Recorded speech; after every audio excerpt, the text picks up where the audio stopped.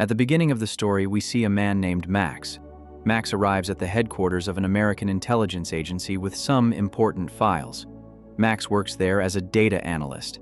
His dream is to become an agent as soon as possible because he wants to be outside and work, rather than being engrossed in files and computers all day.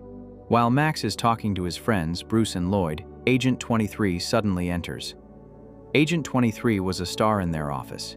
He had just returned from completing a very dangerous mission, and everyone applauded him. Soon a meeting begins, where Max begins to discuss a terrorist organization called COS. Max explains that COS's men have been trying to seize a nuclear weapon for some time. Then we see COS's leader. He and his men steal something from a building and then destroy the entire building. The story then returns to the intelligence agency's headquarters. Max is now sitting in front of his chief. The chief said, "You did very well on the test, but I still can't make you an agent." Deep down, the chief felt that Max wasn't fit for the field. But without hurting Max, he said, "Dude, you're a top-notch data analyst. Who can take your place? We have plenty of people working in the field." Max became very sad after hearing the chief's words. While he was wandering around in a daze, he suddenly bumped into a girl on the road. Impressed by her beauty, Max asked, "Where are you going so early in the morning?" But she didn't speak further and walked away. A short while later, Max returned to headquarters. The scene there convinced him that an attack had just taken place. There, Max met the same girl he'd encountered a few moments earlier. When Max asked, she told him, "I'm Agent 99. A few seconds later, they heard someone else approaching. Max didn't have a gun, so he grabbed the metal end of a fire hose. When some men started moving toward him, Max attacked them with his hose. Then, he used a nearby fire extinguisher to hit a man on the head, who immediately fell unconscious. But after a while, he realized they were from his team. Max had hit the chief on the head with the fire extinguisher. Anyway, the next day, the chief called all the important people for a meeting. Before the meeting began, Max announced that they would use the cone of silence. The cone of silence was a device that, when turned on, created an invisible wall around them, preventing anyone outside from hearing their conversations. But when they used the device, they couldn't hear each other. A separate cone formed over each man. So, finally, the chief said, "Stop all this nonsense and we'll just conduct the meeting normally." The chief explained that they suspect the attack on headquarters was carried out by COS's men. The chief had received information that a large amount of nuclear material had gone missing in the past 3 months, especially uranium, and that they were being stolen. The chief explained that they had hacked our system, and now had the identities of all our agents. Our agents have been dying incessantly over the past few days. The chief further showed a photo of a man and said, "We don't know much about COS, but a man named Christic is their biggest supplier." The chief said, "We can reach COS through this man. We must stop COS before he succeeds in building a nuclear weapon." But they don't know where that man is right now. Max replied, "He's in Russia. I wrote about him in my report. Doesn't anyone read it?" To this, the chief said, "He writes such detailed reports. Who would read such a long report?" Now that COS has discovered the identities of all his agents, the chief decides to send a new agent, Agent 86, alongside Agent 99. Because 99 recently underwent plastic surgery, no one will recognize him. Surprised, Max asked, "That's all fine, but who is Agent 86? The chief looked at Max and said, "You." Max didn't react. He picked up a nearby cone of silence, stepped aside, faced the wall, and shouted, "Oh cool, brother, you've been promoted." But there was a glitch in the device, and everyone heard him. Max turned back and tried to act cool, pretending to be a cool guy, and he got promoted. Agent 99 retorted, "I'm not going to work with this idiot." But the chief said, "I have to do what I'm told." Before leaving for the mission, Bruce and Lloyd gave Max a new gadget they had recently created. This small device contained all kinds of weapons. Max and Agent 99 then boarded the flight. During the journey, 99 became suspicious of a tall, strong man sitting behind him. He suspected the man was an assassin. Our Kalibai Sahib is also in this movie. A little while later, when Max was removing a piece of gum stuck to his shoe, the man behind him mistook it for a bomb and shouted, "This man has a bomb! He has a bomb!" Max tried to convince him that he was just removing the gum. Is he crazy? But just then, a police officer arrived and grabbed Max. He tied his hands and made him sit in the front seat. According to the chief's plan, it was time for them to disembark. after which Max freed himself and went to the restroom to get out. There, Max took out the gadget Bruce had given him from his pocket.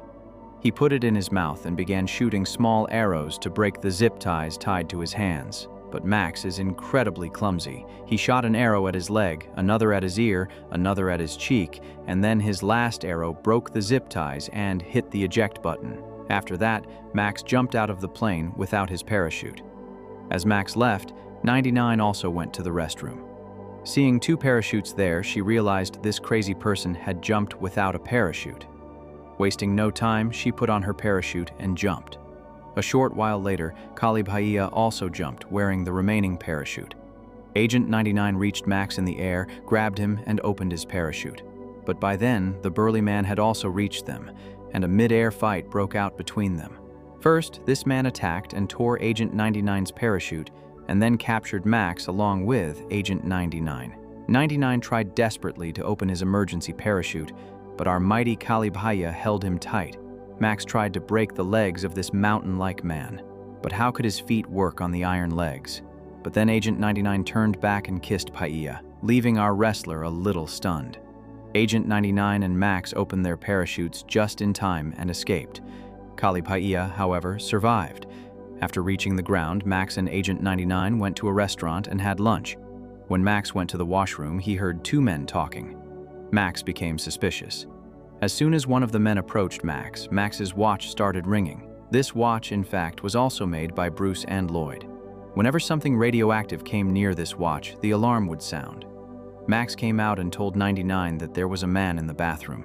When he went to see him, his watch started ringing. He might also be involved in the theft of nuclear material. Hearing this, both of them started chasing the man. Following the chase, Max and 99 reached Kristik's house and realized that there was going to be a party there that day. He then told 99, "Now see how I can use my gadget to put that guard to sleep, just with a single blow."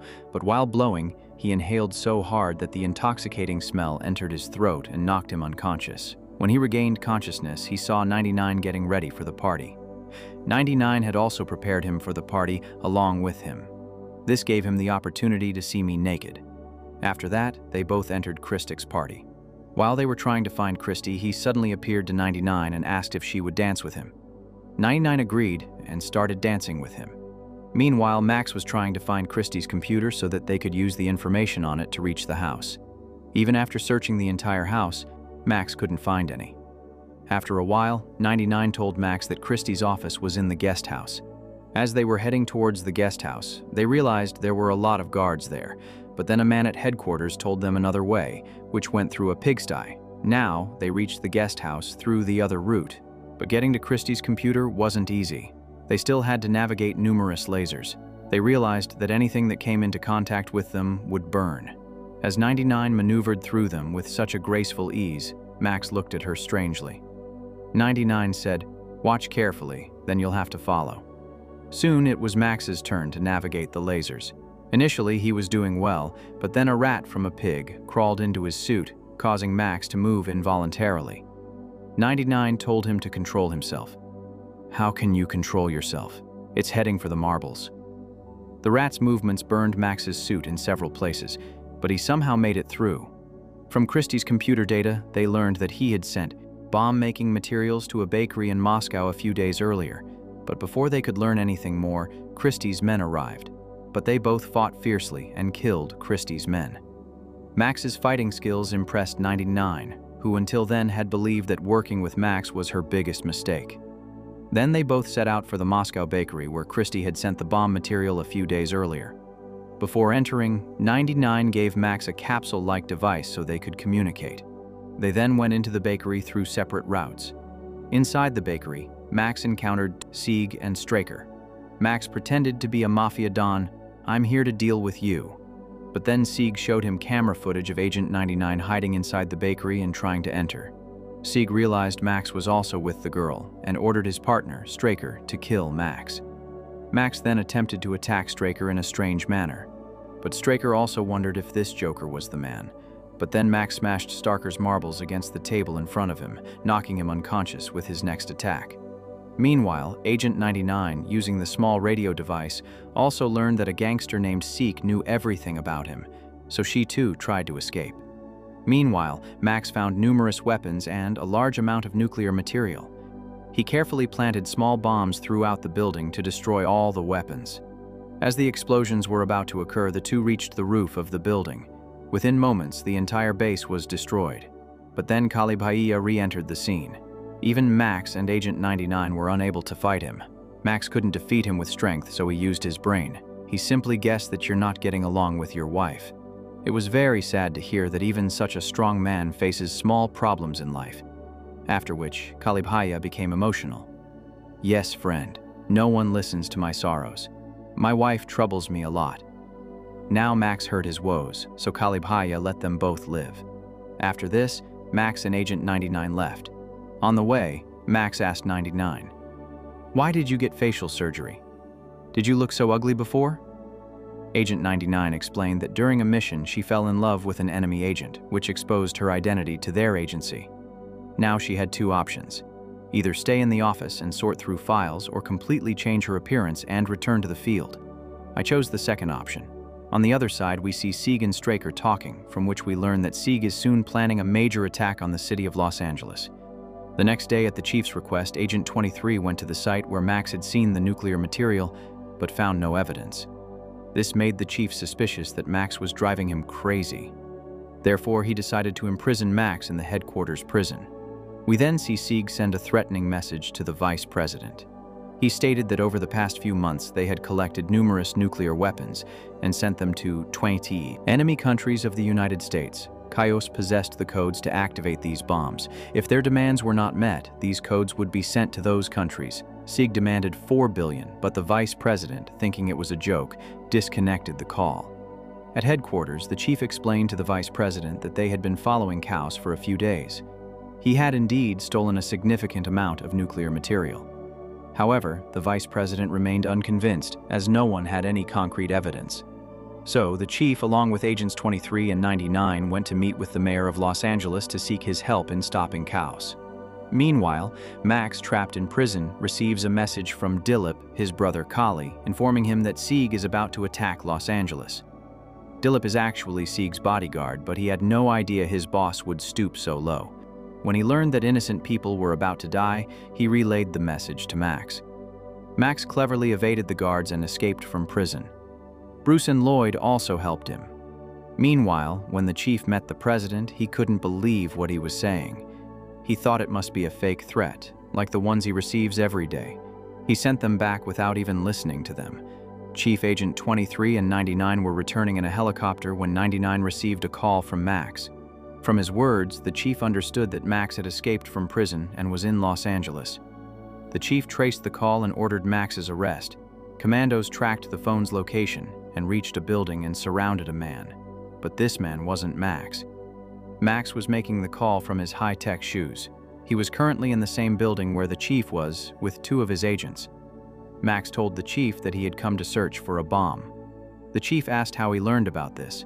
Max explained that he had received a coded message on a radio show. This message was sent by a COS agent who had become his friend during the war. Hearing Max's words, 99 also remembered Dilip. How could anyone forget such a strong man? So he told the chief that they should trust Max. He knows you can have him thrown in jail, yet he's come to you. Keeping this in mind, the chief trusted Max and agreed with him. They later learned that the president would be attending a music concert at Disney Hall that evening. Therefore, they decided to investigate Disney Hall. Meanwhile, we see a scene near Disney Hall. Here, Sieg threatens Dilip, saying, "I saw your fight at the bakery. You deliberately left those agents alive. But if you mess up this time, your wife won't survive." Hearing Sieg's words, Dilip reluctantly delivers a briefcase to the concert hall. By then, the chief and all the other agents have also arrived. The music concert is about to begin, so the president's security guards are not allowing them to enter. They then began looking for another way to enter the hall. Meanwhile, when Max went to Agent 23, Max's watch started, beeping again. Agent 99 explained that this meant nuclear devices were present, but you said you didn't find any evidence there. At this point, the chief realized that Agent 23, not Max, was lying to them. In fact, he too was in cahoots with the cows. When Max asked 23 to open the briefcase he was holding, 23 pointed a gun at Agent 99 and quickly left. The chief and Max then pursued him in a vehicle. We see that shortly after, Agent 23 activated the bomb and informed the chief. Upon contacting the control room, the chief learned that Agent 23 had gotten far away. So the chief and Max began pursuing him in an aircraft. Soon, they reached 23's car. Because the road was very low, Max hung onto a strap and tried to get into 23's car. 23 tried her best to stop him, but Max still got into the car, and a scuffle broke out between them. Meanwhile, while Agent 99 was trying to free her hands with Max's gadget, she accidentally pressed a button on the car's dashboard. This threw the car off balance, sending it careening off the road onto the railway track. Somehow, Max knocked 23 unconscious and uncuffed 99, but they still didn't know the code to deactivate the bomb. Then 99 realized that the car was heading straight down the railway line, towards Disney Hall, where Sig had planted the bomb. If the car wasn't stopped quickly, they would die too. The car was moving at a high speed, so they both began planning to board the plane again. But by then, Agent 23 had also regained consciousness. He tried to snatch the briefcase from Max. While 99 was trying to keep herself from falling off the plane, Agent 23 was holding Max.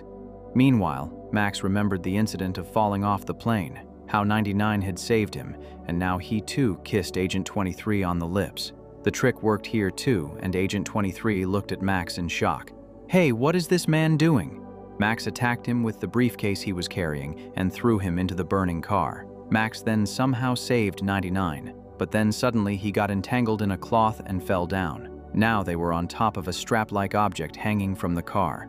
Max's foot was caught in a rope. Seeing an approaching train, Max quickly threw 99 across the tracks and crashed into the train. 99 cried, thinking Max was dead, but seconds later, Max was standing behind her. Seeing Max alive, 99 kissed him in joy. He had saved himself by cutting the rope just in time. However, due to the accident, the device in the briefcase that 23 had used to activate the bomb had also been damaged. Examining the device closely, Max discovered a clue. He realized that the bomb was sound-activated. As soon as the last note of the music reached the bomb, it would activate automatically. Upon realizing this, the two, along with the chief, immediately headed for the hall. When the guard stopped the chief punched him squarely in the face, saying, "Son, I don't have time to deal with you right now." Just before the last note, Max knocked out the musician. Agent 99 informed the security guard that there was a bomb. Max guessed that she must be under the piano, and his guess was absolutely correct. Meanwhile, Seek learned that the agents had prevented the bomb from exploding. While getting into the car, Seek looked at Dilip and said, "You've accomplished your task, so I'll let your wife go. But tell me one thing. How have you been living with such an ugly woman for so many years?" Hearing this, Kali Bhaiya became enraged and threw Seek, along with the car door, off the bridge. In the end, we see that Max had finally wooed 99. If you enjoy what we do here, please like the video and subscribe to this channel to keep us motivated. See you on the next video.